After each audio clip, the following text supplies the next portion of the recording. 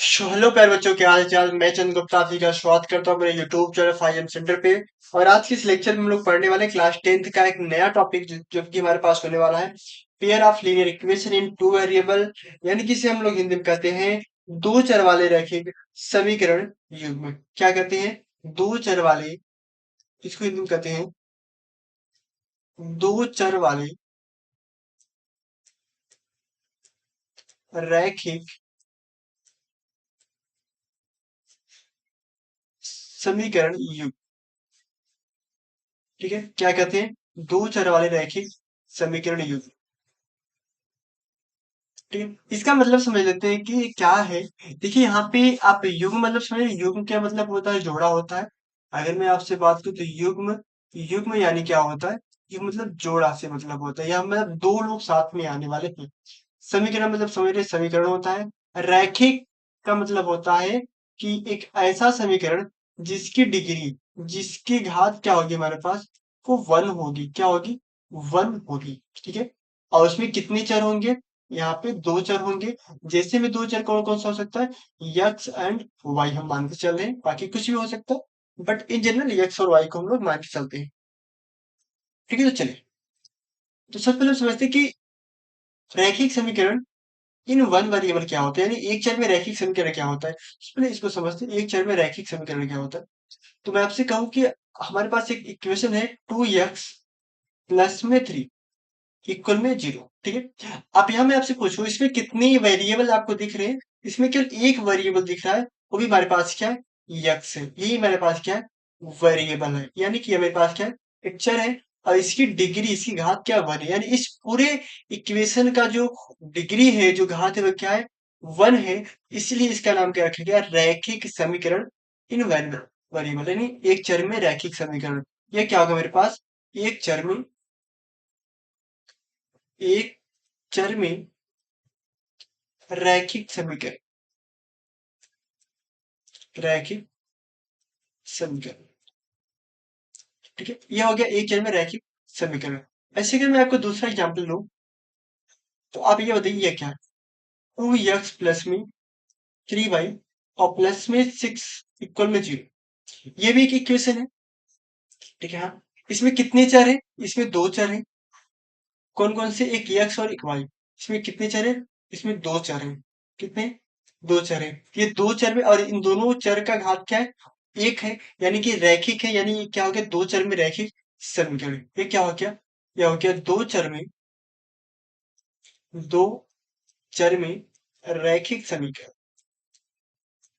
रैखिक समीकरण। ठीक, ये हो गया दो चर में रैखिक समीकरण। अगर मैं आपसे कहूं कि दो चर वाले रैखिक समीकरण का व्यापक रूप क्या होता है, तो आप क्या बताएंगे? ठीक है, इसके बारे में बात की, दो चर वाले रैखिक समीकरण का व्यापक रूप क्या होता है, यानी कि स्टैंडर्ड फॉर्म की अगर हम बात करें, स्टैंडर्ड फॉर्म की, स्टैंडर्ड फॉर्म की अगर हम बात करें, व्यापक रूप की, व्यापक रूप। तो व्यापक रूप क्या होता है? जिसका व्यापक रूप होता है वो होता है ए एक्स प्लस में बी वाई प्लस सी इक्वल में 0 होता है। ठीक है, जहां, जहां ए क्या होता है? ए होता है यक्स का गुणांक। ये क्या होता है? यक्स का,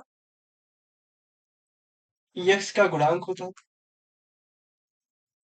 ठीक है, और बी क्या होता है? बी होता है वाई का गुणांक।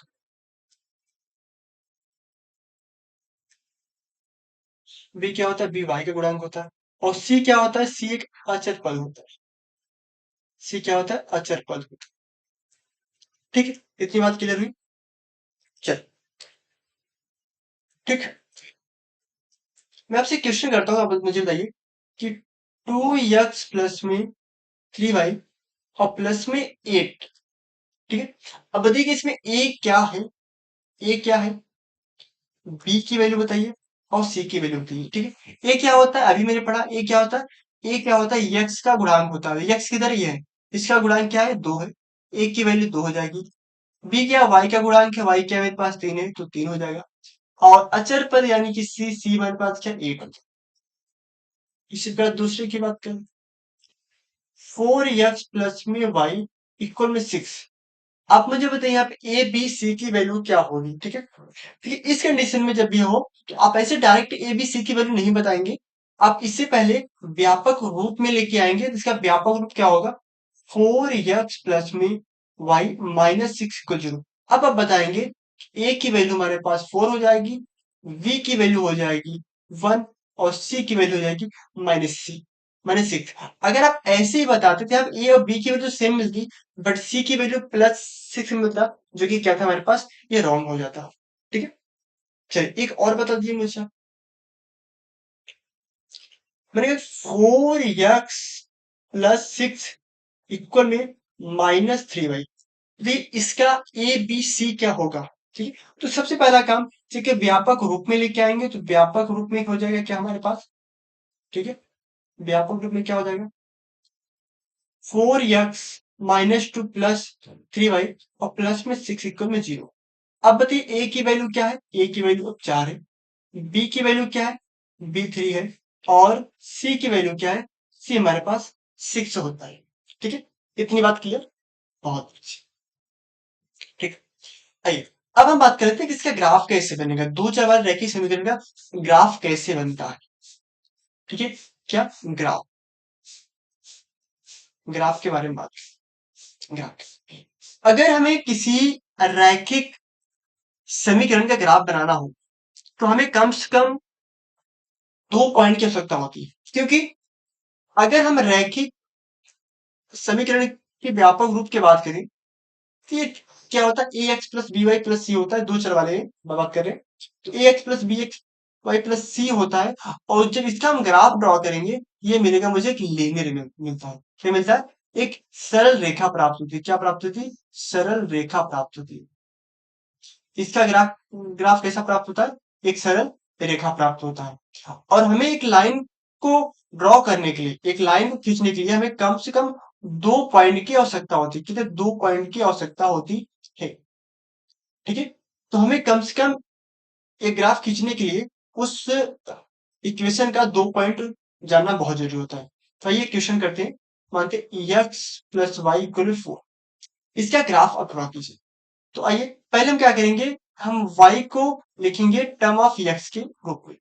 ठीक है, y की वैल्यू x के टर्म में लिखते तो क्या हो जाएगा, ठीक, चलिए, ठीक। ये आपने क्लास 9th में किया हुआ है, कोई बहुत बड़ी बात नहीं है। ठीक है, तीन चार पॉइंट निकाल लेता हूँ उसके बाद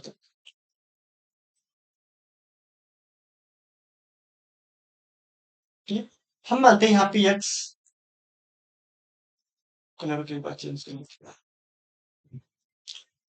ये मेरे पास क्या है x और ये क्या है y है।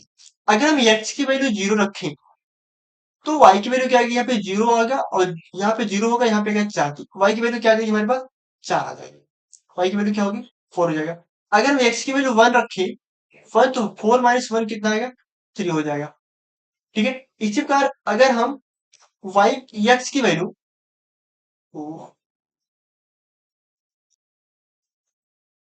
अगर हम x की वैल्यू टू रखें, फोर माइनस टू, टू आ जाएगा। अगर x की वैल्यू फोर रखें तो क्या आएगा, फोर रखें क्या आएगा, जीरो आ जाएगा। ठीक है, तो ये हो गया y, एक्स की वैल्यू में रखा तो वाई की वैल्यू में क्या हो, प्राप्त हो गई।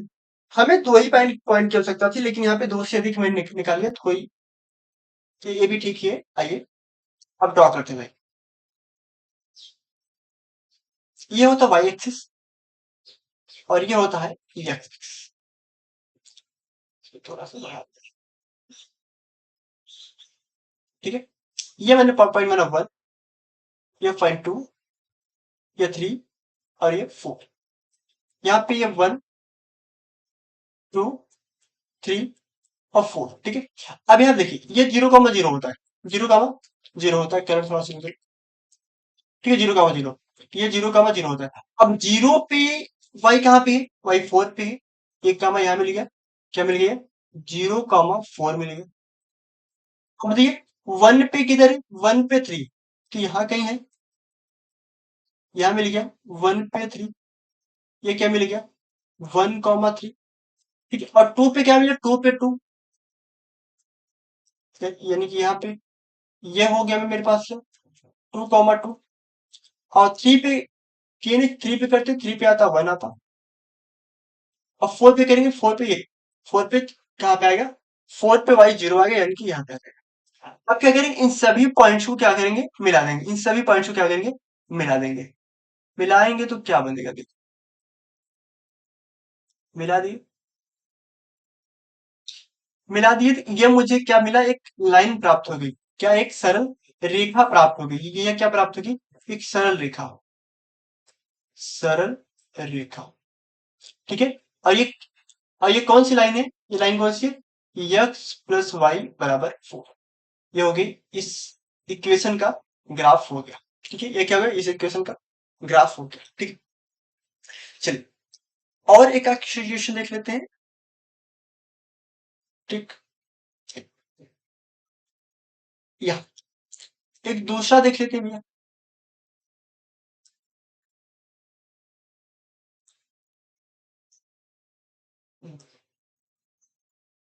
ठीक, हमने क्या लिया कि यक्स प्लस में 2y इक्वल में लिया 2। ठीक है, इसका ग्राफ ड्रॉ करो तो पहले इसको ऐसे लिख लो 2y 2 माइनस एक्स हो जाएगा, देन y की वैल्यू क्या आ जाएगी 2 माइनस एक्स अपान में 2 हो जाएगा। ठीक है, अब इसका ग्राफ ड्रॉ करेंगे क्या हो जाएगा। ठीक है,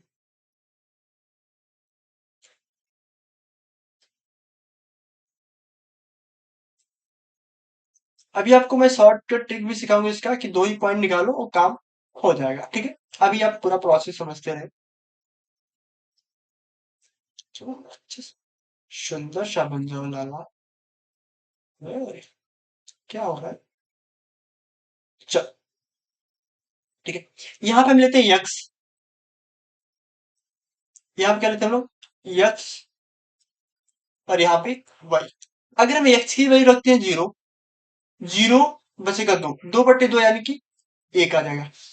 अब मैं रखता हूँ एक्स की वैल्यू 1, तो 1 रखेंगे 2 माइनस 1 1, तो 1/2 हो जाएगा।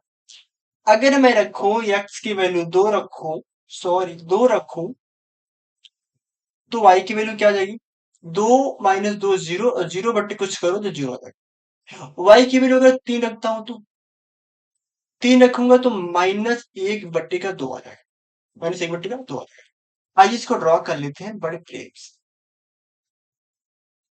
ठीक है, ये वाई एक्सिस, ये रहा अपने पास एक्स एक्सिस, ये पॉइंट मेजर कर लेते हैं, यह है हमारे पास 1 2 3 4, यहाँ पे 1 2 3। ठीक है, और माइनस में करते हैं यहाँ पे -1 -2, यहाँ आएगा -½ आ जाएगा। ठीक है, चलिए तो देखते हैं 0 पे क्या मिल रहा है मुझे। ठीक है, देख लीजिए 0 पे क्या मिल रहा है। 0 पे अगर देखें 0 पे, तो 0 पे वाई क्या है हमारे पास 1 है, मतलब यहाँ मिल गया, यहाँ मिल गया। ठीक, कहाँ मिल गया यहाँ मिल गया 0 पे 1 यहाँ मिल गया। ठीक है, अब 1 पे कहाँ मिल रहा है 1 पे 1/2, 1/2 कहाँ पे यहाँ पे आएंगे, यहाँ पे, यहाँ मिलेगा 0 पे 1/2। ठीक है, अब 2 पे कहाँ मिलेगा 2 पे 0 यहाँ मिल गया। 3 पे कहाँ मिला 3 पे -1/2, 3 पे -1/2 यहाँ पे। अगर 4 रखेंगे 4 क्या होगा 2 -4/2, -2 यानी -1, 4 पे रखेंगे तो -1।